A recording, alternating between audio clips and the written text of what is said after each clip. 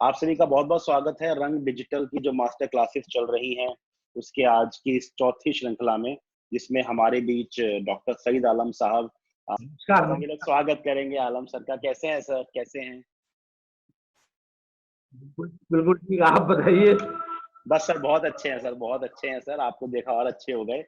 काफ़ी participants sir जुड़ चुके हैं हमारे साथ और 5 मिनट में और लोग आ रहे हैं, तो मैं फॉर्मल बिगिनिंग करता हूँ। तो ये जो सर एक रंग डिजिटल 2020 ऑनलाइन फेस्टिवल चल रहा है, उसमें मास्टर क्लासेस हैं। आज ये चौथी मास्टर क्लास की शूटिंग है और ये अपलोड होगा आज से तीसरे दिन दोपहर को 12 बजे फेसबुक पर। तो उससे ये और बहुत से लोगों तक पहुँचेगा और जो आज बातें हम आपसे सीखेंगे, तो हम उम्मीद है कि वो और भी बहुत लोगों तक पहुँचेगी। और सईद आलम साहब को मैं करीब-करीब 17 साल से जानता हूँ। जब मैं दिल्ली यूनिवर्सिटी में Shri Ram college of commerce में पढ़ा करता था, तब हम मंडी हाउस में इनके नाटक देखा करते थे। 2007 या 8 में हमने अपने कॉलेज में इनका नाटक गालिब इन न्यू दिल्ली बुलाया भी था, जिसमें इन्होंने हमारे कॉलेज में परफ़ॉर्म किया था और सर ने खुद उसमें गालिब का रोल करते थे। सर के बहुत से नाटक मैंने देखे हैं। एक सर आपने टेल ऑफ ताज किया था, पहले शायद अंग्रेज़ी में किया था, बाद में उसको उर्दू में किया, हिंदी-उर्दू में किया। जी, जी। वो वो लोगों ने एक्सेप्ट ही नहीं किया। उन्होंने कहा पागल पहन के क्या इंग्लिश क्यों बोल रहा है? हाँ, और मैं बता दूँ कि उस नाटक के पहले शो में मैं था, श्रीराम सेंटर में हुआ था और मेरे ख़्याल से कुछ 30-35 लोग बैठे थे सर उस नाटक को देखने के लिए और मुझे बहुत दुःख भी हुआ और मैं समझ गया कि हाँ, ये दिल्ली की ऑडियंस अभी अभी शाहजहाँ को अंग्रेज़ी बोलता हुआ शायद अभी अभी नहीं समझ पाएगी। वो देखा सर, आपके बाबर के बेटे देखा, लाल किले का आखिरी मुशायरा और गालिब के खत, कट, कट, कट। जितने भी पिछले 1-2 साल में जो नए नाटक आए हैं, जब से मैं बॉम्बे आ गया हूँ, उससे पहले के सारे नाटक मैंने आपके देखे हैं सर और आपके बहुत से वीडियोज़ मैंने देखे हैं और ये जो पिछले 1 डेढ़ साल से आपने जो बहुत नए स्पेसेस एक्सप्लोर किए हैं, जो कन्वेंशनली बड़े थिएटर्स नहीं हैं, 50, 100, 60, 80 वाली सीटिंग वाले स्पेसेस में हर हफ्ते आप कहीं न कहीं परफ़ॉर्म करते हैं, उसके बारे में भी आज हम बात करेंगे। तो आलम साहब को मैंने बहुत एज़ अ पर्सन भी बहुत ऑब्जर्व करता हूँ as a writer, as an actor, as a director and as a manager of a very active theatre company.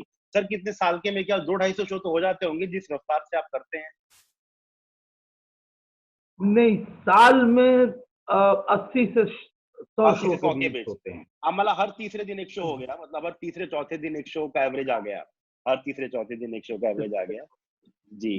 अब तो जी, कभी-कभी आप इस स्थिति में पहुँच जाते हैं कि जो काम आप करते हैं उसके अलावा और कोई काम कर ही नहीं सकते। जी, जी, जी, जी। तो मजबूर हो जाती है कि अब आपको और कुछ करना आता ही नहीं है, तो नाटक वही करने के अलावा। तो इस वजह से शो ज़्यादा हो जाते हैं, बिल्कुल सर, बिल्कुल। सिर्फ नाटक कर। जी। तो आलम साहब के पास हम लोग पहुँचे, उनसे बातचीत शुरू करें, तो उससे पहले आज जो एक एक बहुत बुरी खबर हम सबको सुबह सुनने को मिली। एक बहुत बड़े अभिनेता इरफान खान साहब हमको छोड़कर चले गए और उनको याद करते हुए हम लोग सब 1 मिनट का मौन रख के उनको श्रद्धांजलि अर्पित करेंगे और उसके बाद फिर हम लोग आलम साहब से बातचीत शुरू करेंगे। आप लोग जहाँ पर भी बैठे हैं, 1 मिनट का मौन इरफान खान साहब की याद में, उनकी श्रद्धांजलि में, और फिर हम आज की बात शुरू करते हैं।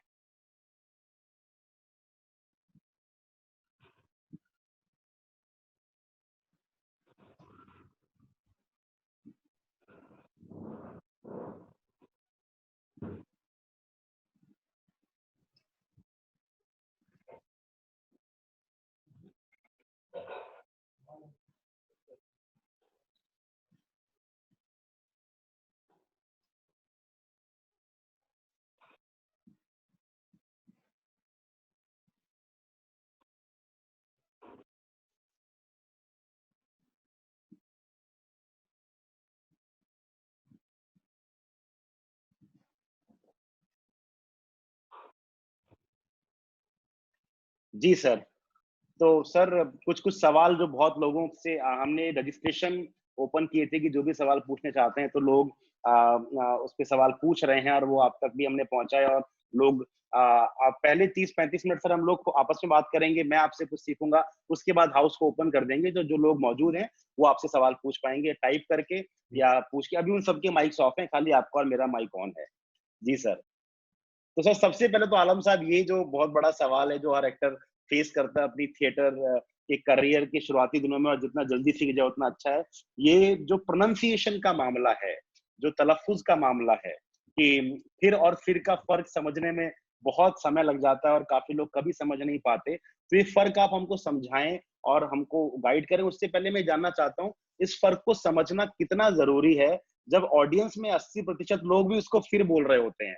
उनको फिर और फिर का फ़र्क सुनने में भी पता नहीं चलता, तो कितना ज़रूरी है हमारे लिए? ये मेरे मन में एक सवाल है जो बहुतों के मन में है, इस पे आप प्रकाश डालें। देखिए, ऑडियंस जब एक क्रिकेट मैच देखने जाती है, जब एक फ़िल्म देखने जाती है, तो वो ये तसव्वुर लेके जाती है कि जो उसके बस में नहीं है, वो आप दिखाएँगे। जी। जब हम मैच देख रहे होते हैं, तो मैं ये एक्सपेक्ट नहीं करता कि सईद आलम की तरह सचिन तेंदुलकर एक पैर आगे बढ़ाएँगे और स्लिप में कैच दे देंगे। सईद हुँ। आलम ये तसव्वुर करते हैं कि तेंदुलकर साहब आज सेंचुरी मारेंगे। जी, इस जी। धारणा से कभी किसी एक्टर को या डायरेक्टर को या राइटर को नाटक नहीं करना चाहिए कि साहब, जो भाषा या जो ज़बान मैं इस्तेमाल कर रहा हूँ, हुँ। वो फ़ायदा क्या होगा? ऑडियंस तो बेवकूफ़ ही बोलती है, तो हम भी बेवकूफ़ बोलेंगे। इस जी, बात का ख़ास जी। ख़्याल रखना चाहिए कि ऑडियंस का बार बहुत ऊँचा होता है। वो जी। आपसे पैसे ही एक्सपेक्ट करती है कि हुँ। जो चीज़ वो नहीं बोल सकती, नहीं समझ सकती, नहीं कर सकती, वो उसे स्टेज पे नज़र आएगा, वो उसे क्या सिनेमा बात में है! नज़र, जी, एक क्रिकेट मैच में नज़र आएगा। तो राइट। आपको भाषा तो अच्छी देनी ज़रूरी है। हुँ। इसके साथ-साथ भाषा की अपनी एक ख़ुसूसियत होती है। वो जी। ख़ुसूसियत ये होती है कि वो कानों को, अच्छी भाषा कानों को ज़्यादा अच्छी लगती है। हुँ, हुँ, तो हुँ। जब हम अच्छी भाषा का इस्तेमाल कर रहे हैं, तो वो लामोहला ऑडियंस को अच्छी लगेगी। तो नाटक का जो एस्थेटिक पार्ट है, जो का वो हिस्सा है हुँ। कि साहब, आप जिसको हम जमालियात कहते हैं, जिसको हम खूबसूरती कहते हैं, ब्यूटी कहते हैं नाटक की। हुँ। अब वो ऑडियंस जो चीज़ बाज़ार में देख रही है, अपने घर में देख रही है, नुक्कड़ पे देख रही है, पार्क में देख रही है, वो देखने तो नहीं पहुँचती है ₹500 खर्च करके। तो जी, आपको जी। एस्थेटिक के लेवल पे कुछ सोचना पड़ेगा। राइट। अब आपकी भाषा है, वो एस्थेटिक के लेवल पे उसे कुछ देती है। लेकिन लेकिन मेरा मकसद ये नहीं है कि सारे के सारे हुँ, किरदार जो है वो बड़ी खूबसूरत ज़बान बोल रहे हों। हुँ। जहाँ एक पुलिस वाले को खूबसूरत कहना, वो खूबसूरत कह रहा है। तो हाँ, अगर गालिब इन न्यू दिल्ली जैसे गालिब साहब और पुलिस वाले का इंटरैक्शन है, उसकी हाँ, खूबी ये है कि पुलिस वाले की खराब ज़बान और गालिब की अच्छी ज़बान, हाँ। तब जाके वो नाटक। मुझे याद है तो आपका पुलिस मेरा वाला कहने कहता है का तावड़ी कर, तावड़ी कर, तावड़ी कर। गाली बोलते हैं तावड़ी क्या करूँ? वो क्या इंडिया होता है? जी, इंडिया जी। इंडिया, इंडिया इंडिया, गालिब कहते हैं, इंडिया। भैया इससे ज़्यादा एक मत नहीं आ सकता, ना सही बात इंडिया है। हूँ मैं। हाँ, तो जी, जी। तो मेरा ये मतलब है कि नाटक की तो कोई भाषा ही नहीं होती। हुँ, किरदार की भाषा नाटक की भाषा होती है। हुँ, किरदार जो ज़बान बोलना चाहता है, जो हुँ, बोलना चाहिए वो बोलना। मेरा जी। मकसद है कि जिसको बेवकूफ़ बोलना है वो बेवकूफ़ नहीं बोल सकता, और हुँ, जिसको बेवकूफ़ बोलना है वो बेवकूफ़ नहीं बोल सकता। हुँ, तो ये बहुत ज़्यादा ज़रूरी है, जी। आप अच्छी भाषा का इस्तेमाल करें, अगर अगर कैरेक्टर की ये डिमांड है, उसकी ज़रूरत है तो। तो जी। तीसरी एक चीज़ जो मुझे लगता है बहुत अहम है, देखिए, थिएटर एक बड़ी स्पेशल चीज़ है। ये बैकवॉक स्पोर्ट्स का भी हिस्सा है और लिटरेचर का भी हिस्सा है, हुँ, जी, सिनेमा भी नहीं। जी। सिनेमा भी एक लेवल पे आके लैंग्वेज और लिटरेचर का हिस्सा होके रह जाता है, कहानी राइट। का हिस्सा होके रह जाता है। थिएटर स्पोर्ट्स, हुँ, रोज़ परफ़ॉर्म करने के लिए आपको रोज़ ही परफ़ॉर्म करना है। राइट। तो वो आपको ये ज़िम्मेदारी निभानी है कि आप जब थिएटर कर रहे हैं तो लैंग्वेज और लिटरेचर को भी सर्व कर रहे हैं। हुँ, और जब आप लैंग्वेज और लिटरेचर सर्व कर रहे हैं, फिर मैं ये कह रहा हूँ, जहाँ ज़रूरत है, वहाँ आपको अच्छी भाषा का इस्तेमाल करना करना पड़ेगा। जहाँ करना मुझे प्रातः बोलना है, वहाँ मैं सुबह नहीं बोल सकता, जहाँ मुझे संध्या बोलना है, वहाँ मैं शाम नहीं बोल सकता। और मुझे ये फर्क आना चाहिए एज एक्टर और एज डायरेक्टर और एज राइटर की कहाँ मुझे शाम इस्तेमाल करना है और कहाँ संध्या इस्तेमाल करना है, कहाँ सुबह इस्तेमाल करना है, कहाँ प्रातः इस्तेमाल करना है। और अगर हम 18वीं शताब्दी बैकग्राउंड में कोई प्ले कर रहे हैं तो हमें सुबह भी नहीं करना है, सुबह कहना है। सुबह तो कहना है जी। ये ख्याल रखना को डायरेक्टर को राइटर की मैंने आमतौर पे देखा। और मुझे बड़ा अफसोस हुआ जब मैं दिल्ली शुरू में आया था 94 93 में, और बहुत बड़े बड़े लोग, जब मैं उनका नाम नहीं लूंगा मुनासिब नहीं है, उनके नाटक देखने गया, मुझे बड़ा अजीब लगता था कि साहब जिन साहब को, तोगलक साहब को तो बहुत अच्छी जबान बोलना पड़ेगा, अब वो खुदाबंद तो नहीं कर सकते, लेकिन साहब देखिए एक्टर ने गलती कर दी, मैंने वो किताब निकाली तो किताब में भी खुदाबंद को खुदाबंद लिखा हुआ। अच्छा, छपा भी गलत है वो है? छपा भी गलत है वह, नहीं मालूम। अच्छा। अब मेरा मानना ये है कि जब आप एक्टर हैं, मैं अगर एक एक्टर हूं तो मुझे थोड़ी बहुत पंजाबी आनी चाहिए, हरियाणवी आनी चाहिए, बिहारी आनी चाहिए, अवधी आनी चाहिए, उर्दू आनी चाहिए, हिंदी आनी चाहिए, इंग्लिश आनी।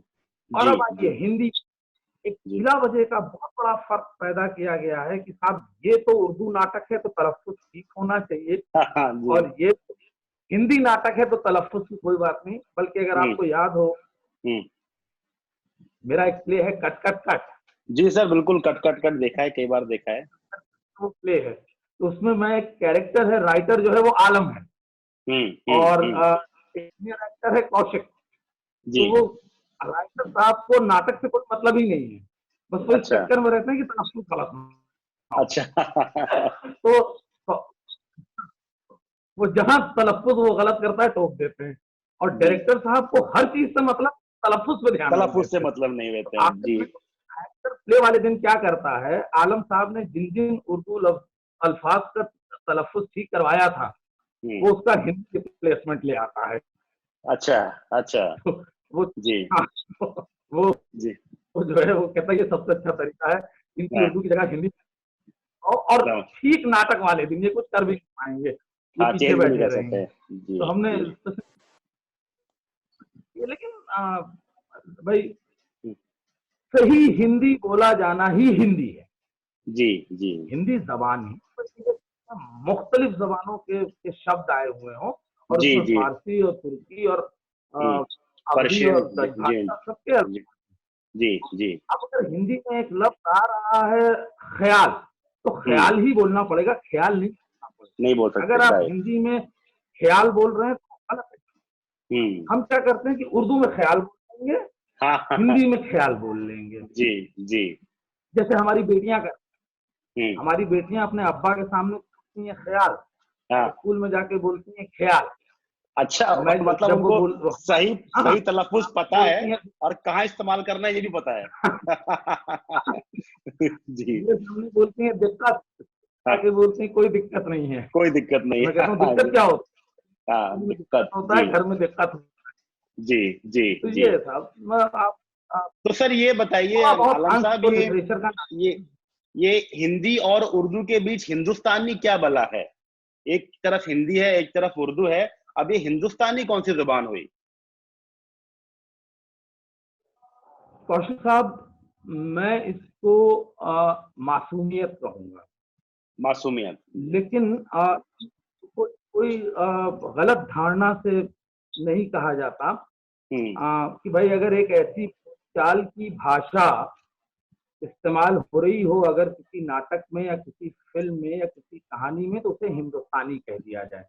ये मैं ये कहता हूँ कि मकसद इसके पीछे अच्छा था, लेकिन चीज गलत। अच्छा, बल्कि बहुत गलत। अव्वल तो देखिए इसमें अगर आप गौर कीजिए तो नॉर्थ इंडियन शॉविनिज्म है।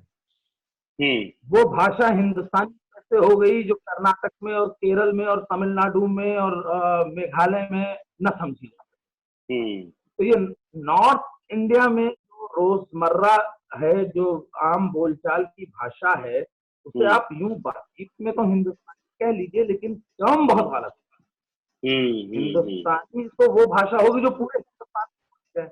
अगर हिंदुस्तान के खास हिस्से, वो भी पॉलिटिकली एक्टिव हिस्से में ज्यादा बोली जा रही, तो आप उसको हिंदुस्तानी कैसे कहते हैं? दूसरा देखिए, हिंदुस्तानी तो हर जबान है, हिंदुस्तानी तो मैथिली भी है, हिंदुस्तानी तो जो असमीज भी है, हिंदुस्तानी तो बांग्ला भी है। आप वो हिंदी उर्दू वाली जबान को ही हिंदुस्तानी क्यों कहते हैं? तो यहाँ पे भी आप वो धारणा विकसित कर रहे हैं कि हिंदी उर्दू बोलचाल वाली भाषा ही हिंदुस्तानी जबान है। जी जी जी।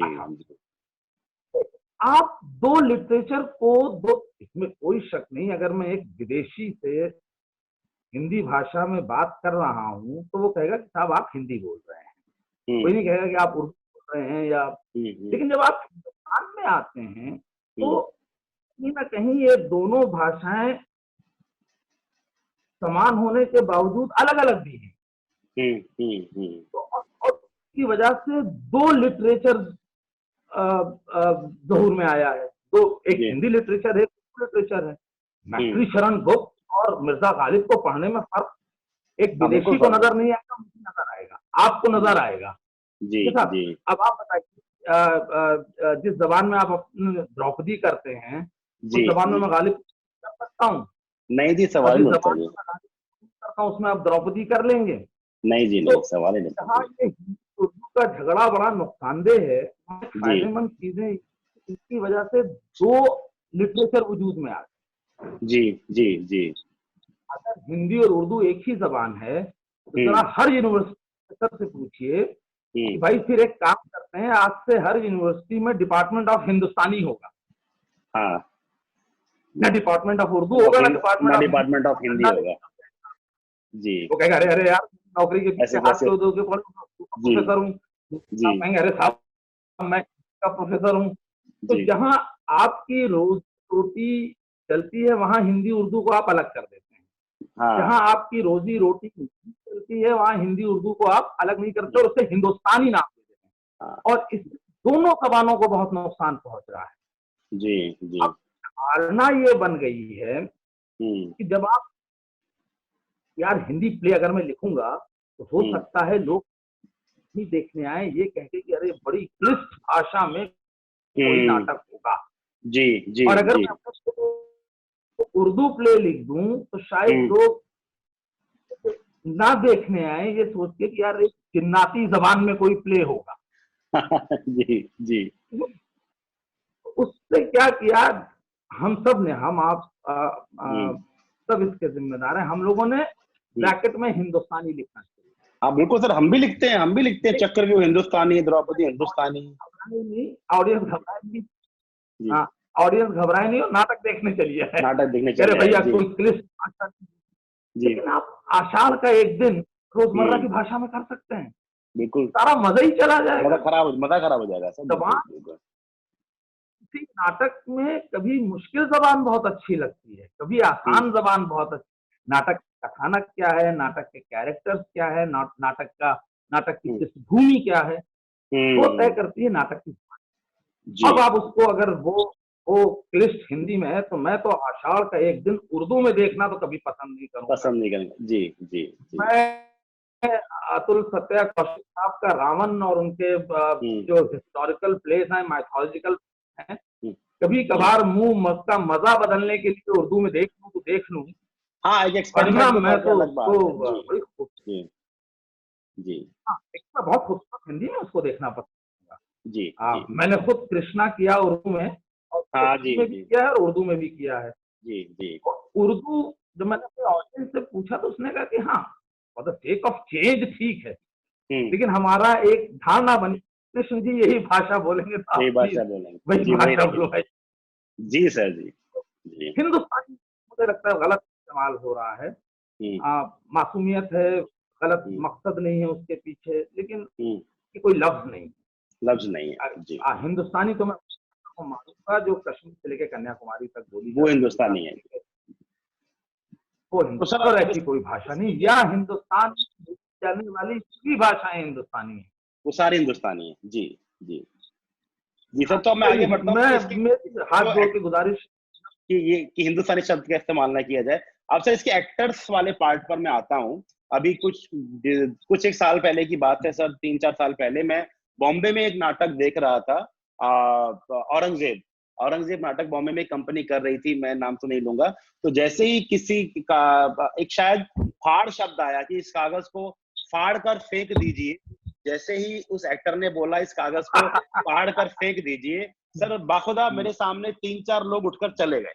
वो डायलॉग सुनते ही 3-4 लोग उठकर चले गए। इस नाटक को यहाँ से आगे देखना बेकार है। जी जब जब इतना भी, जो एक बहुत बेसिक जी बात है। तो सर अब इसको मैं जोड़ता हूँ एक एक्टर की ट्रेनिंग पर कि उसको किरदार तो मिलेगा तो कल मिलेगा। आज जब वो एक्टर आपके पास ट्रेनिंग करने आया है और उसको जो हम और बहुत से जी एक्टर सुन रहे हैं हमारी इस बात को, तो sir correct me if I am wrong, तो हम तो उसको इतना बता देते हैं कि भाई 5 लेटर्स हैं, 5 अक्षर हैं, कै, खे, गै, जै, फै। ये अंतर है हिंदी हाँ। और उर्दू के प्रोनाउंसिएशन का। इतना तो सर हमको इल्म है जो हम बता देते हैं। अब इसके आगे क्या जोड़ना क्या घटाना, प्लीज सर आप थोड़ा सा टाइम लेके बच्चों को बताइए, क्या फर्क आ जाता है तलफ्फुज में? देखिए, मेरा मानना है, जैसा हम अपने एक्टर को बताते हैं कि अगर आपको अच्छा एक्टर बनना है तो आपका ऑब्जर्वेशन बहुत अच्छा होना चाहिए, हम्म, आप पढ़ाई लिखाई बहुत अच्छी होनी चाहिए। जी। मैं ये कहता हूँ अपने एक्टर से कि साहब, अब आप इनफॉर्मली तो एमए की लेवल की पढ़ाई कर लीजिए अगर आपको अच्छा एक्टर बनना है। अच्छा। आपकी जी जी जी, आप हिंदी, उर्दू, इंग्लिश साहित्य जितना पढ़ सकें पढ़िए। उसका सिर्फ भाषा से ही ताल्लुक नहीं है, आपको बहुत सारे कैरेक्टर्स वो मिलेंगे जो आपने नहीं देखे हैं या ऑब्जर्व नहीं किए हैं। अब हम्म, जब मुझे सन्स ऑफ बाबर में बाबर करना होता है तो बाबर तो मैंने नहीं देखा, नहीं तो वो देखा मेरा जी। ऑब्जर्व। कौशिक साहब ने बताया था कि भाई बाजार में ऑब्जर्व करो, घर में ऑब्जर्व करो, सड़क पे ऑब्जर्व हाँ। करो, दोस्त को ऑब्जर्व करो, माता पिता को ऑब्जर्व करो। इन हम्म, सब लोगों को ऑब्जर्व करने के बावजूद मुझे बाबर कहीं नहीं मिला, जी। बार बार मिल गए बाबर। बाबर मिल अब गए, बाबर नहीं मिला। जी। अब जो मैंने तालीम हासिल की, जो मैंने कुछ हिस्ट्री पढ़ी, कुछ पॉलिटिकल साइंस पढ़ी, कुछ न्यूज़पेपर पढ़ा, कुछ मुंशी प्रेमचंद की कहानियां पढ़ी, और साहब सबसे पहले तो मंटू ही पढ़ लिया। ये तो हम जी। लोग का फैशन जी। बन गया है कि जी। जी आप एक्टर बने मंटू पढ़ लीजिए। मेरा मानना है कि 5 साल के बाद मंटू पढ़ना शुरू कीजिए। जी। तो जी। जी। मैं ये कहता हूँ कि आपको पढ़ना बहुत जरूरी है। तो जी। पढ़ने से जबान आप खुद ब खुद सीख जाएंगे। अभी मसला क्या होता है कि जा और जा, फा और फा, का और का, हम्म, उसमें एक मसला ये होता है कि 3 महीने बाद एक्टर को कमांड हो जाता है आ, हा, गा, हम्म, जा, हम्म, फा बोल। और जा हम्म, फा तो आसानी से बोल लेता है क्योंकि वो इंग्लिश में भी है। जी। जी। जी। थोड़ी बहुत मेहनत करके कि वो जाओ और ऐसे करो, वो आ हम्म, और गा और खा भी बोल लेता है। हम्म, मसला ये आ जाता है कि लगाए कहाँ का, खा और गा। हाँ, लगाए कहाँ, तो कभी एग्जैक्टली। कभी एक्टर वहां पे खा और गा लगा देता है जहां नहीं लगना चाहिए। जी। जी। तो जी। मैं ये समझिए, और ये सच सही किस्सा है। जी। जलील साहब, जी। अब आपने जलील साहब कहना शुरू कर दिया उनको हाँ, कि साहब भाई नुक्ता तो लगाना बहुत जरूरी, तो जा तो कोई चीज होती नहीं, तो क्योंकि जलील कर हिंदी उर्दू भाषा दिया। में जा और जा दोनों दोनों है। जी। हमारे अंदर हम हिंदी भी बहुत गलत बोलते जी। हैं। मैं खुद एक जमाने तक सफल बोलता रहा, अच्छा। फिर हमारे उस्ताद ने बताया कि भाई सफल का मतलब बताइए। हाँ। हमने कहा फल सहित। उन्होंने कहा हाँ, फल सहित है ना, फल सहित थोड़ी है। सही बात है, हाँ, सफल। जी। तो हमारी उर्दू हमने सफल को भी सफल कर दिया। जी। और ये जी। देखिए, ये आम गलती। आप एक्टर बिल्कुल आम सफल गलती है। बोलता है, जी, सफलता बिल्कुल बोल। प्राप्त हुई, जी। तो सफलता, यहाँ तलफ्फुज गलत करना जरूरी है। जी। तो मैं एक एक एक्सरसाइज देता हूँ। एक्सरसाइज हम्म, क्या है, मैं कहता हूँ कि भाई इसका बहुत अच्छी एक एक्सरसाइज है, हम्म, क्योंकि ये तो आप समझ लेंगे कि जा जा, फा फा, खा खा, हम्म, का खा, खा हम्म, खा। अब हम्म, मसला आएगा 3 महीने बाद क्या खाना लगाना है। हम्म, मैं आपको चलिए एक और किस्सा याद आ रहा है। हम अलीगढ़ में कर रहे थे लाल किले का आखिरी मुशायरा, जी। और अलीगढ़ में तो एक चीज पे पकड़ होती है। बिल्कुल, बिल्कुल, बिल्कुल। तो मैंने अपने एक्टर को बताया नहीं कि ये घबरा जाएंगे, हम्म। और मैं खुद अलीगेरियन, मैंने कहा मैं संभाल लूंगा, देखा जाएगा, अच्छा। अगर उधर से वो जवाब देंगे तो तो मैं जवाब दूंगा, बेटे तुम हाँ। लोग। हम्म। अब डायलॉग आया, मुफ्ती सदरुद्दीन आगुर्दा बहुत बड़े शायर थे, हम्म। उन्होंने उनको डायलॉग बोलना था, जिले सुबहानी, जो मैं सरकार इंग्लिशिया से पाता हूँ वो तनख्वाह है, और जो आपसे पाता हूँ वो तबर्रुक। अच्छा। उस लड़के ने घबरा के बोला, जो मैं सरकार इंग्लिशिया से पाता हूँ वो तनख्वाह है, अच्छा। और आपसे जो पाता हूँ, तभी उधर से लड़के ने बोला वो पंखा।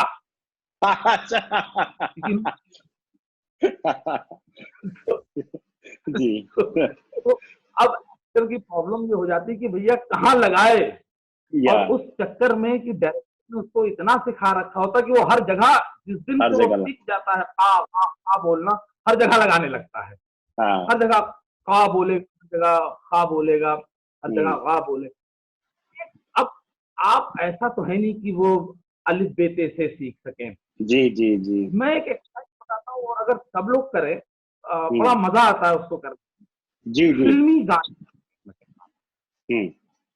और भाई आजकल तो आप लोग हर वक्त कान में कुछ ना कुछ लगाए रहते हैं, तो लेकिन लिल्लाह किशोर कुमार के बाद के गाने ना सुनिएगा। अच्छा। ऐसा नहीं, किशोर कुमार के बाद भी लोगों ने उमूमन हाँ सही गाया है, लेकिन गलत भी हाँ, बहुत गाया है। बहुत गाया है सर, बहुत गाया है। जी।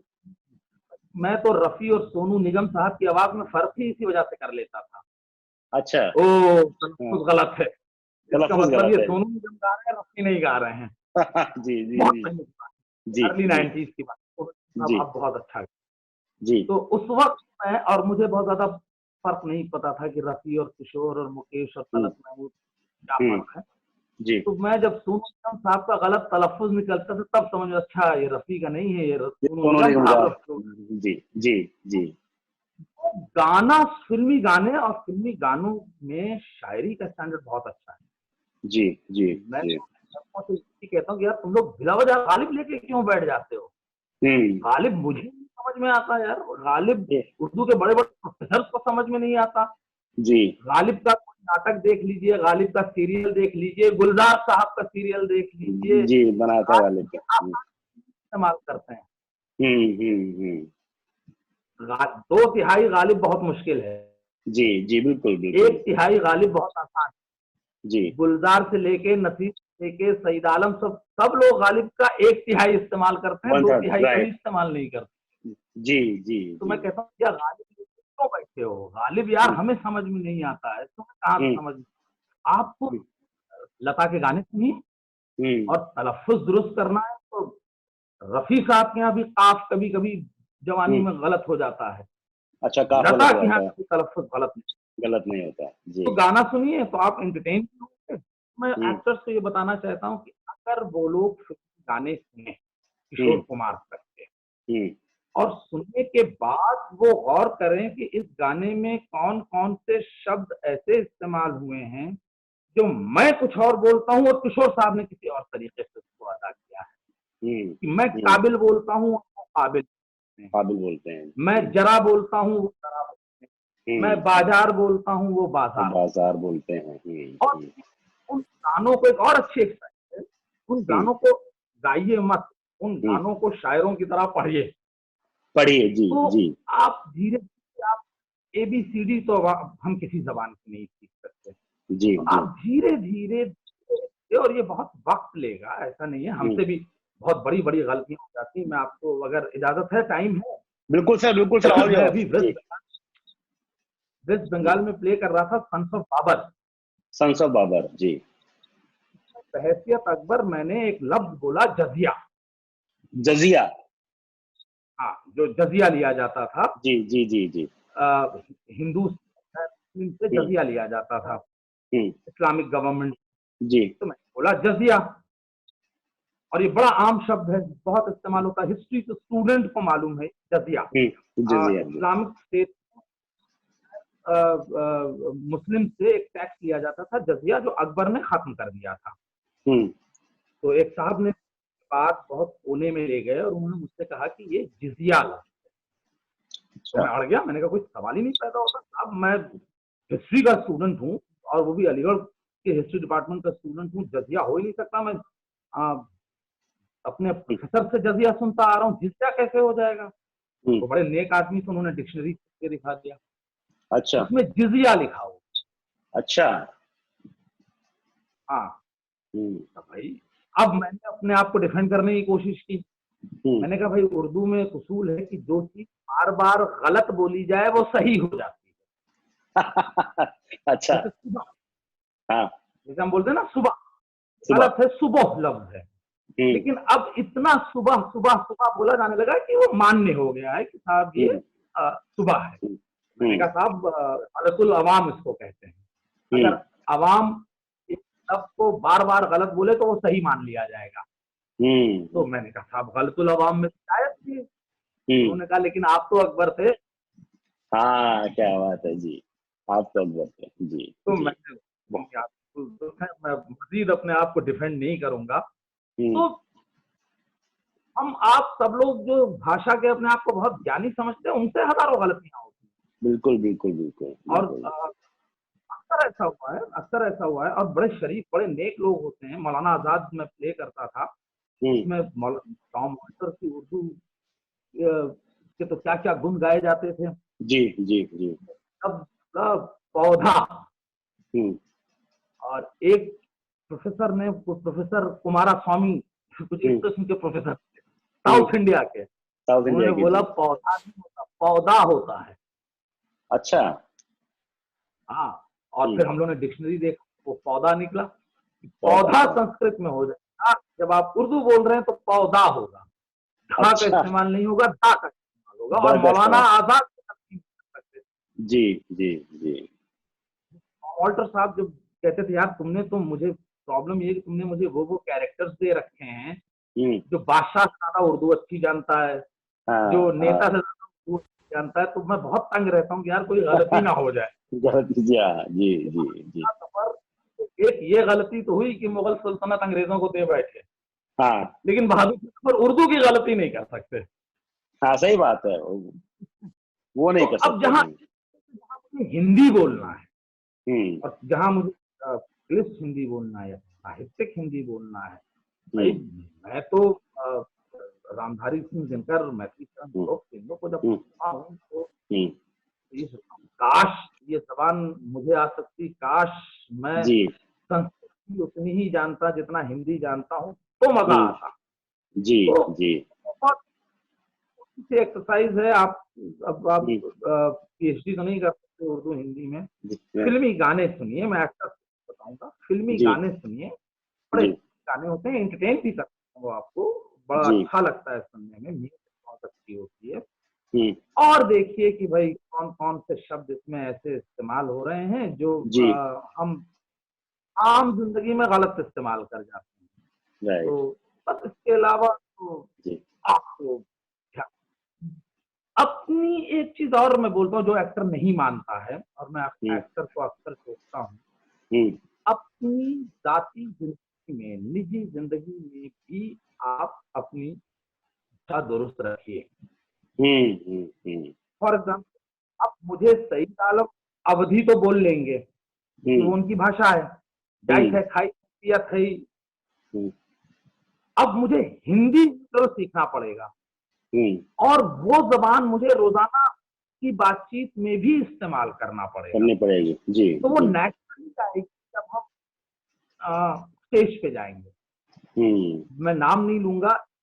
मैंने देख एक चीज में और गौर करता हूँ कि जब हम्म। एक्टर का तलफ्फुज ठीक हो जाता है हाँ तो परफॉर्मेंस के दौरान वो बहुत भारी भरकम स्ट्रेस डाल देता है। हाँ हाँ जी जी। भारी कलम जी। लाओ।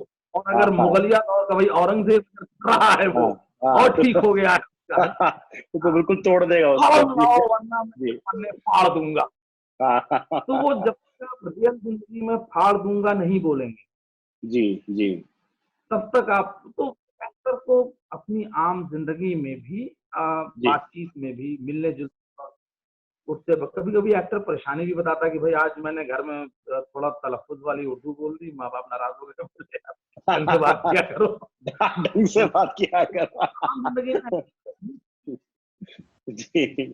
न्यूट्रल न्यूट्रल न्यूट्रल जबान सीखना बहुत, हम पंजाबी बैकग्राउंड से, हरियाणवी बैकग्राउंड से, अवधी बैकग्राउंड से, भोजपुरी बैकग्राउंड से आते हैं। उस हम्म। जबान पे तो हमारा कमांड होता है, पर हम्म। न्यूट्रल भाषा पे कमांड बहुत मुश्किल चीज है।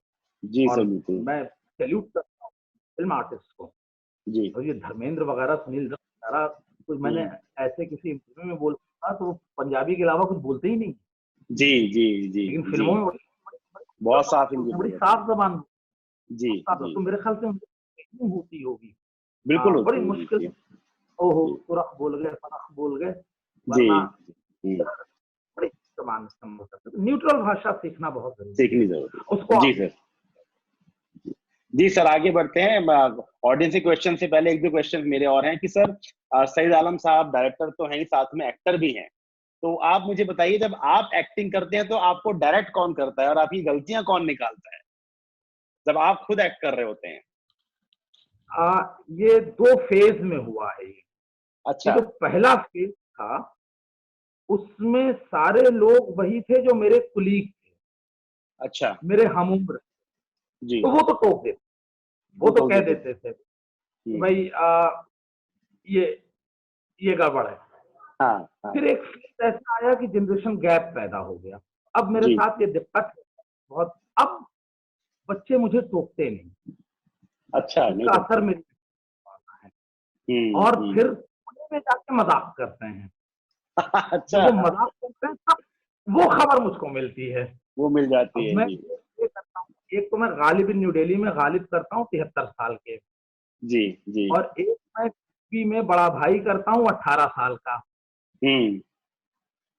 तो लड़के जो है जाके मजाक में कहते हैं कि देखो बिल्बी में ये जब ये उठ रहे थे तो गालिब की तरह उठ रहे थे।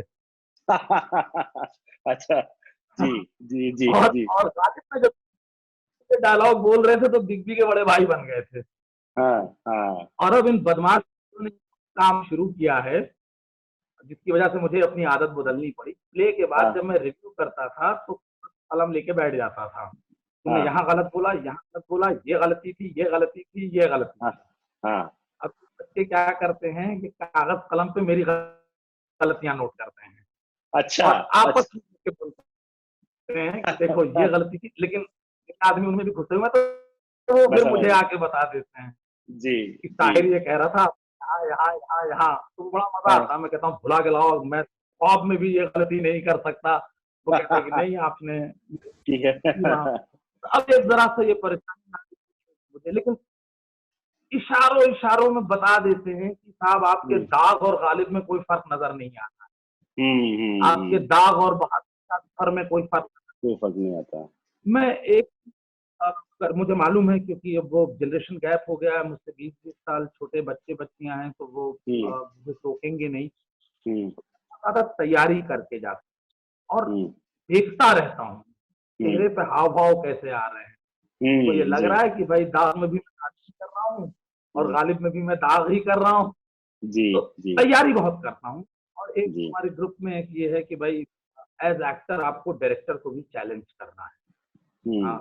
मुझे सोचने पे मजबूर करना है, वरना मैं असिस्टेंट डायरेक्टर हो जाता हूँ। जी अरे जी। भाई ऐसे नहीं, ऐसे बोलो, जहाँ से यहाँ जाओ, ऐसे खड़े हो, उधर देखो। मैं कहता हूँ कि ये असिस्टेंट डायरेक्टर का काम है, ये हम्म तैयारी आप खुद कीजिए और हम्म मुझे चैलेंज कीजिए कि मैं अपनी फिक्र बदल सकूं कि अरे यार हम्म। ये कैरेक्टर तो मैंने ऐसे कंसीव किया था, लेकिन तो जी कमाल कर दिया बिल्कुल दूसरे जी तरीके से करके। जी। तो अब बस सारी है, लोग टोकते हैं। टोकने हम्म का नुकसान ये हुआ है कि लोग मजाक ज्यादा उड़ाते हैं। तो हम्म मुझे कभी कभी लगता है कि भाई जो चीज आप में कह रहे हैं शायद मेरी ऑडियंस भी ये सोच रही हो कि भाई ये तो हम्म 18 साल के और चले गालिब की तरह। गालिब की अच्छा तरह, चलो, हाँ। श्री राम आप विंग से गालिब की तरह इतनी एंट्री ली है कि जैसे ही उस तो विंग में पहुंचते हैं दूसरे कैरेक्टर में भी आप गालिब की तरह ही एंट्री ले लेते हैं।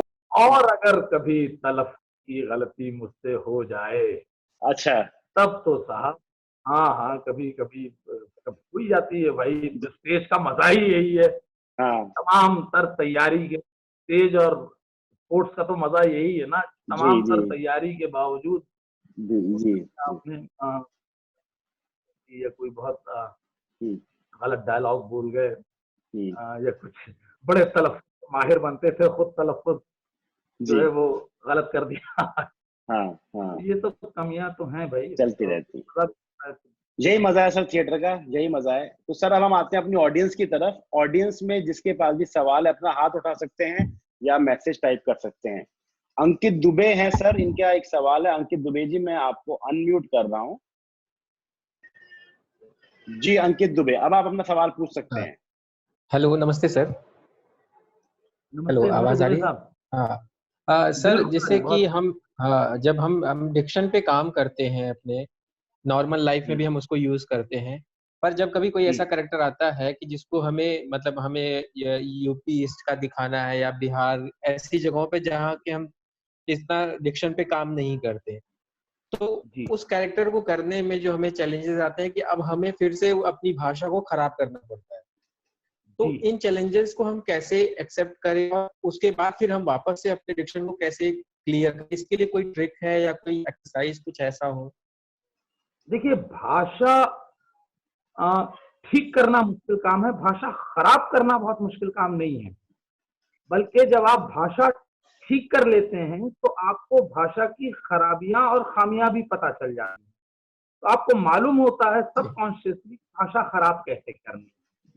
जी पर इस चीज का मैं आप लोगों को जरूर कहना चाहूंगा। हम क्या करते हैं, जब हम पंजाबी हैं और हमें ईस्टर्न यूपी की जबान इस्तेमाल करनी है, या हम ईस्टर्न यूपी के हैं और पंजाबी इस्तेमाल करते हैं, पंजाबी हमारा करते हैं। रेफरेंस पॉइंट जो है वो सिनेमा होता है। और सिनेमा में आम तौर पे ये भाषाएं, तो इन भाषाओं का कैरिकेचर प्रेजेंट किया जाता है। जी ऑब्जर्व बहुत कीजिए। अगर आप पंजाबी हैं और खुदा ना खास्ता आपको एक रिक्शे पे बैठने का मौका मिल गया है, जिसका जो रिक्शे वाला यूपी या बिहार का है, आप उसको उससे बातचीत कीजिए। आप भाषा को ऑब्जर्व बहुत कीजिए। मुख्तलिफ जगह के लोग कैसी भाषा इस्तेमाल करते हैं, ना कि हम रेफरेंस पॉइंट जाएं कि साहब गोविंदा ने बिहारी कैसे बोली थी। तो बड़ी बहुत आमतौर पे बिहारी, या जब आपने देखा होगा हम साउथ इंडियंस की फिल्मों में बहुत नकल करते हैं, पंजाबी की बहुत नकल करते हैं, तो वो हमारे साथ एक बहुत बड़ी मजबूरी है। हम थिएटर आर्टिस्ट का भी रेफरेंस पॉइंट सिनेमा है, जी ऑब्जर्वेशन नहीं है, और वो जी सिनेमा से हम उठा लेते हैं जी ना। और ये देखिए, ये एक दो दिन की एक्सरसाइज से कुछ नहीं होगा, जितना ऑब्जर्व कर सकें।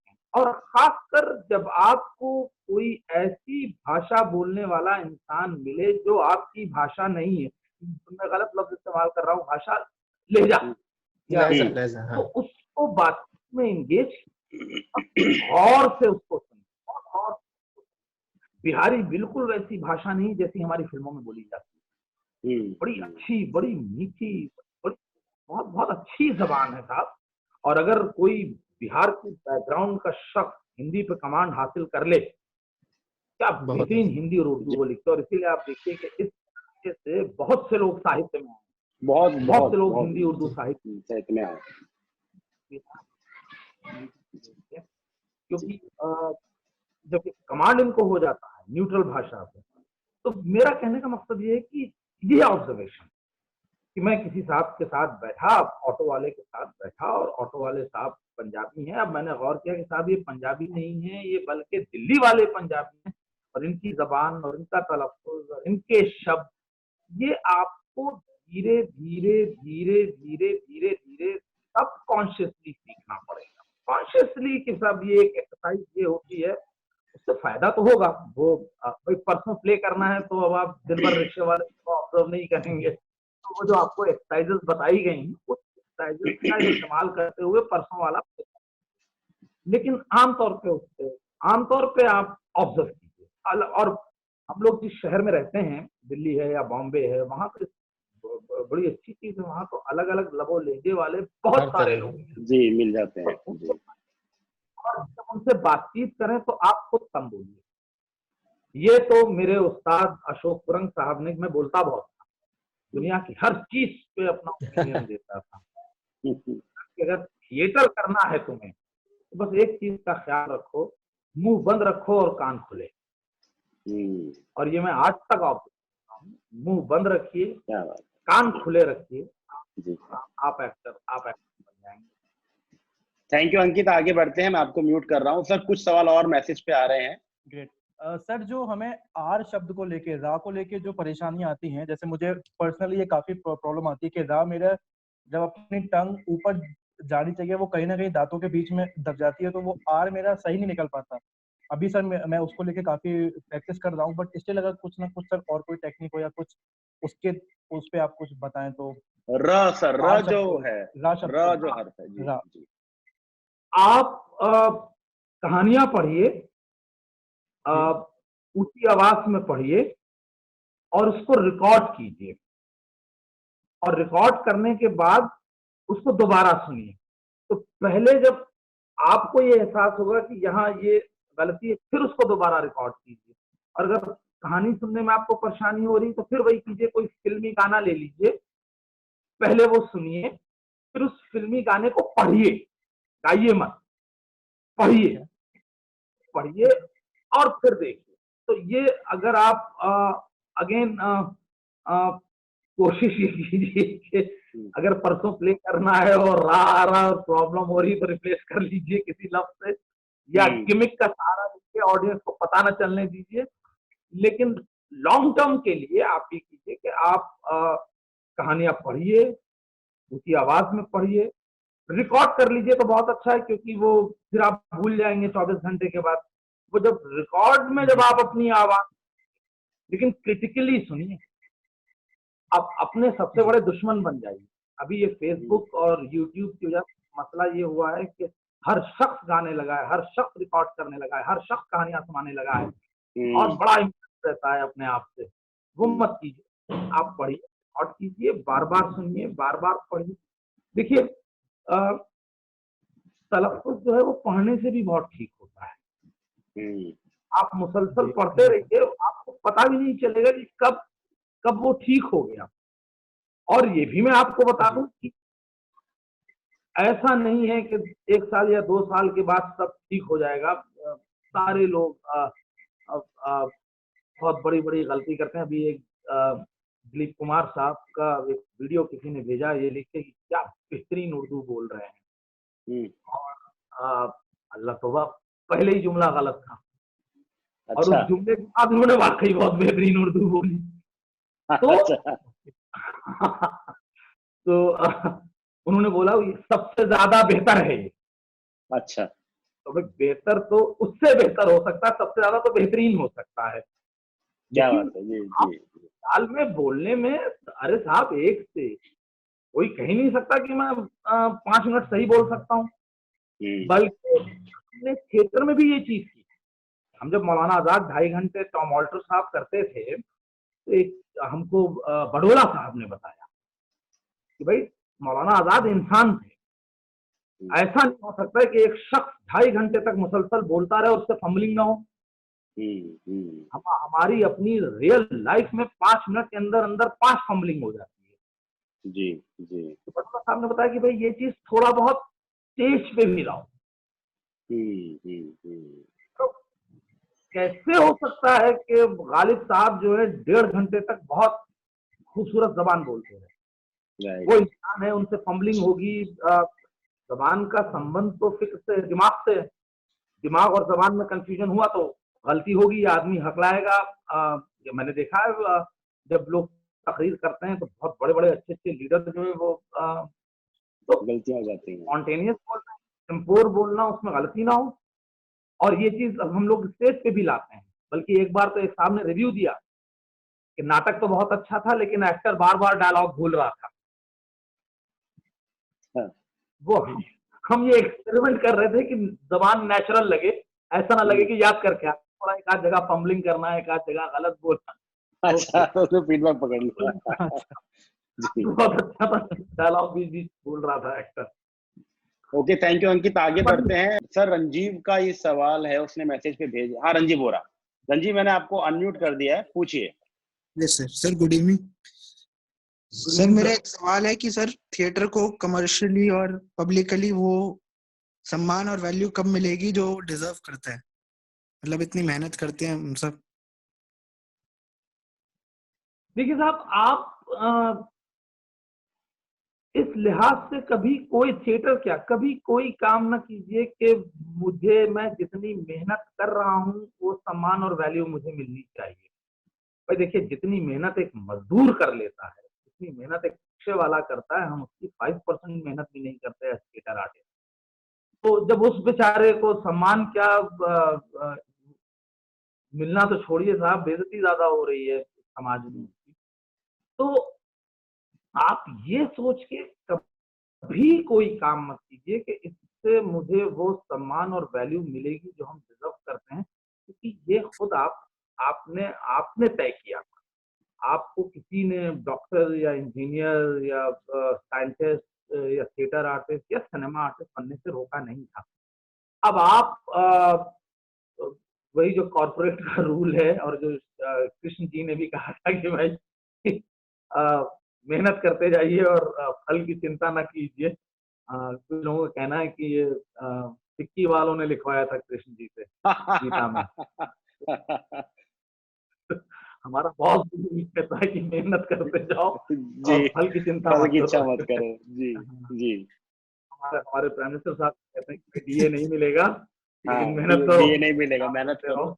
जी, जी, डीए नहीं मिलेगा, डीए नहीं और मिलेगा। दूसरों को तनख्वाह देते रहो, ड्राइवर को तनख्वाह दो, उसका डीए मत काटो। तो बहरहाल आप कभी ये सोच के काम ही नहीं कर सकते कि मुझे इसका बदला भी मिले। ये तो बहुत डिप्रेस कर देता है इंसान को, अगर वो क्योंकि हम अपनी ख्वाहिश से, अपनी खुशी से, अपनी मर्जी से थिएटर में आए हैं, और इसकी अच्छी और बुरी सारी चीजों को हमें स्वीकार करना होगा। ठीक। Thank you Ranjeev. Kamal, thank you Ranjeev. Kamal Kishore Pal, आप कहाँ हैं? अपना हाथ खड़ा कीजिए, ये रहे आप। जी कमल, आपको मैंने अनम्यूट कर दिया, अपना सवाल पूछेंगे आप। Hello sir, good evening. Good evening Kamal साहब। हाँ, हेलो सर। सर मेरा सवाल है हिंदी भाषा के कुछ वर्ड्स को लेके, जैसे कि नई या बाजार वर्ड होता है। हम नहीं को नहीं बोलते हैं आम जिंदगी में। क्या होता है? नहीं नहीं, नहीं जी को हम नहीं बोलते हैं, और बाजार को जी बाजार जी साहब। बोलते हैं आम जिंदगी में। और जब हम प्ले कर रहे होते हैं जी तो फ्लो ऐसा बना हुआ है कि वो प्ले में भी ऐसे ही वर्ड आता है निकल के, नहीं या बाजार। कंफ्यूजन ये है कि मैं अभी किसी बड़े एक्टर का एक इंटरव्यू देख रहा था, तो वो कहते हैं कि ऐसे कुछ वर्ड्स अगर आप नहीं को नहीं बोलोगे, या बाजार को बाजार बोलोगे, तो चल जाएगा अगर ऑडियंस को समझ में आ रहा है तो। वो कंफ्यूजन ये है कि कभी कभार इन वर्ड को साफ बोलने के चक्कर में, स्ट्रेस देने के चक्कर में कैरेक्टर ब्रेक होता है कभी कभार। तो ये कितना जरूरी है सर, ये इस चीज में पूछना चाहता था। ये मुनहसर करेगा, निर्भर करेगा कि आप कौन सा कैरेक्टर पोर्ट्रे कर रहे हैं। किसी कैरेक्टर की ये जरूरत होगी कि आप नहीं और बाजार न बोलें, नहीं और बाजार बोलें, कैरेक्टर की जरूरत। लेकिन जिस कैरेक्टर की जरूरत ये है कि वो नहीं और बाजार बोले, उसको नहीं और बाजार ही बोलना होगा। तो ये मुनहसर करता है आप क्या किरदार कर रहे हैं। आप चाय बना रहे हैं, है ना, भाई साहब अब तो चाय नहीं मिलेगी, अब आप बोले भाई साहब अब तो चाय नहीं मिलेगी, तो आपने तो भाषा के चक्कर में कैरेक्टर की जान ले ली। मैं आपको बताऊं, मैं अपना एक उर्दू प्ले कर रहा था सन्स ऑफ बाबर चंडीगढ़ में, वहां के बच्चों के साथ। तो वो हर बार औलाद को औलाद बोलते थे, औलाद औलाद, और मैं बहुत गुस्सा होता था। तो एक साहब यूपी के थे शायद टीचिंग स्टाफ में, वो कह रहे थे आप क्यों बिलाजा परेशान हो रहे हैं, सर इनको औलाद बोलने दीजिए। और कुछ लफ्ज वो उर्दू का बहुत अच्छा बोलते थे जो हम नहीं बोल पाते। मैंने कहा ये क्या वजह है, तो मालूम हुआ कि वो पंजाबी जबान का लफ्ज है, दरबार। वो दरबार आराम से और बहुत अच्छा बोलते थे, रब। तो ये तय हुआ कि साहब अब इन बच्चों को यार औलाद तो सिखाने से रहे, अब आप चलिए ठीक भाई बच्चे हैं, औलाद बोलने दीजिए, क्योंकि जब वो औलाद बोलता था तो बाकी डायलॉग भूल जाता था वो। तो कभी ना कभी चलेगा, लेकिन वो थ्योरी गलत है कि ऑडियंस पे कोई फर्क नहीं पड़ता। भाई अगर ऑडियंस पे कोई फर्क नहीं पड़ता तो मैं वो शायरी क्यों करूं जो शायरी मैं करता हूं, मैं वो साहित्य क्यों, ऑडियंस पे कोई फर्क ना पड़ता तो मुंशी प्रेमचंद वो कहानी ना लिखते, मंटू वो कहानी ना लिखते, ठीक है, दिनकर वो कविता ना करते, मैं श्रीशरण गुप्त वो कविता ना करते, वो कहते कि अरे साहब मैं तो इसको गलत भी लिख दूं, मैं छंद वजन का ध्यान ना रखूं, तब भी कोई असर नहीं पड़ता, ज्यादा एक आध करके जो है वो मेरी बुराई दिनकर कर देंगे, मैं दिनकर की बुराई कर दूंगा। लेकिन ये इससे तो बाहर निकलिए कि ऑडियंस पे कोई फर्क नहीं पड़ता। अगर ये धारणा बन गई तो मैं थिएटर की बात नहीं कर रहा हूँ, थिएटर तो बड़ी छोटी सी चीज है, बहुत कम लोगों में परफॉर्म, हमारे साहित्य वगैरह में अगर ये धारणा बन गई और बन गई है, जी आप देखिए हिंदी कविता बहुत खराब हो, बहुत लोग चुटकुले सुनाने लगे हैं हिंदी कविता के नाम, कवि सम्मेलनों में सर जाते होते हैं। क्या क्या मतलब बेहतरीन शायरी से और बेहतरीन कहानी से जो साहित्य भरा हुआ है, उसका भी आलम इसी वजह से हुआ कि ऑडियंस को ये पसंद आए, उसको थोड़ा सा पोएटिक बना दो इस चुटकुले को, तो इससे तो बाहर निकलिए। काफिया मिलाती आप कवि बन जाते हैं, काफिया मिलते कवि हो जाते हैं सर, जहाँ काफिया मिला कविता बन गई, नहीं मिलता तब भी बन जाती है, पीट के मिला देते हैं। जी जी जी। तो देखिए असर पड़ा, और ये असर किस वजह से हुआ कि हमारी ऑडियंस को तो ये भी पसंद आ रहा है, हमारी ऑडियंस को तो ये चीज भी बहुत इंटरटेन कर रही है, तो लाओ हम औरत पे मजाक करके मुशायरा लूट लें, लाओ हम टीवी पे और भाभी पे और साली पे मजाक करके जैसी कविता बना के कवि सम्मेलन लूट लें। इससे ये चीज इससे ये खराबी। तो ऑडियंस आप अपना बार बनाइए, ऑडियंस हमारा कोई बार नहीं, अपना बार बनाइए कि हमें यहाँ गलत बोलना है। थिएटर में तो बहुत अच्छी चीज है, हमें गलत भी बहुत बोलना पड़ता है, बड़ा मजा आता है। मैं आपको बताऊं, मेरी कम जाती है, मैं अल्लामा इकबाल करता हूँ। जी जी, मैंने देखा है ना इकबाल, आपने देखा है वो, और पहला शो देखा है आपने? पहला शो देखा था जी जी। इकबाल पंजाबी काफ नहीं निकाल पाते, का बोलते हैं, का को का बोलते हैं, इकबाल भी अपना नाम इकबाल बता देते हैं। और मैं लखनऊ साइड का हूं तो का तो जरूरत से ज्यादा निकल जाता है। तो मेरी इकबाल की परफॉर्मेंस की खराबी है कि वो सारे शब्द जिसमें का आता है उसमें मैं का ठीक से नहीं बोल पाता हूँ, और लोग कहते हैं कि ना इकबाल में आपने काफ ज्यादा निकाल दिया, पंजाबी इतना काफ नहीं निकालता। फिर पाकिस्तान के लोगों ने भी देखा था तो उन्होंने भी ये पॉइंट आउट किया, साहब आपकी उर्दू जो है ना वो दिल्ली लखनऊ वाली है इकबाल में जी, हमें पंजाबी इकबाल चाहिए जी। वो इकबाल लिखता बहुत अच्छा था वो इकबाल, और जब हमने रिसर्च की तब भी ये मालूम इकबाल घर में पहुंचते थे या अपने पंजाबी दोस्त अहबाब के साथ बैठे, उर्दू कभी नहीं बोलते, सिर्फ पंजाबी बोलते थे, पंजाबी, हाँ, तो भाषा ही पंजाबी। तो अब मुझे ये बड़ी मेहनत से मैं काबू पाया हूँ कि इकबाल की उर्दू बोलूं, सईद आलम की उर्दू न बोलूं, मुझे आज जो है गलत बोलना पड़ता है, तब भी एक आध जगह निकल या आपने कहा। तो थिएटर तो बड़ी अच्छी चीज है, वहां उसमें आपको गलत भाषा भी बोलनी पड़ती है, बहुत मजा आता है भाई जब आप भाषा जान के जब आप गलत बोले तब बहुत मजा, अलग ही मजा है। सर बहुत मजा आया आलम सर, हम तो बस सुनते ही रह गए, बहुत मजा आया, बहुत अच्छी बातें आपने बताई, और मुझे उम्मीद है कि जो एक्टर्स हमको सुन रहे थे उन्होंने बहुत कुछ सीखा। सब बताएंगे मेरे को, जो जिनका कैमरा ऑन है सब आलम सर को एक बार थैंक यू बोलेंगे, जहां जहां आप लोग बैठे हैं आलम सर को जिस भी तरह से आप उनका इस्तकबाल करना चाहें। एंड मत अंदाजा थिएटर भाषा सेंट्रिक होता है, ऐसा नहीं है, थिएटर बिल्कुल भाषा सेंट्रिक नहीं होता है। जी जी, थोड़ी बहुत नॉलेज होगी। आलम सर हमने आपके लिए बहुत बहुत शुक्रिया। हम आपको एक फिजिकल बुके तो नहीं दे पा रहे, हमने आपके लिए एक ई बुके बनाया है, इलेक्ट्रॉनिक बुके, आजकल सब कुछ डिजिटल हो गया है। और ये भी देखिए आलम साहब की बड़े बड़े सीईओ सीएमओ नहीं सिखा पाए दुनिया को डिजिटल होना, एक छोटे से वायरस ने दुनिया को डिजिटल कर दिया। तो ये digital e greeting, E thank you आप तक पहुंच रहा है सर आपके व्हाट्सएप के जरिए, और आपने अपना समय निकाला सर, एक मैसेज पे आपने अग्री करा, उसके लिए बहुत बहुत धन्यवाद। मुझे आई थिंक आप घर से दूर अपने मौका मिला जी जी,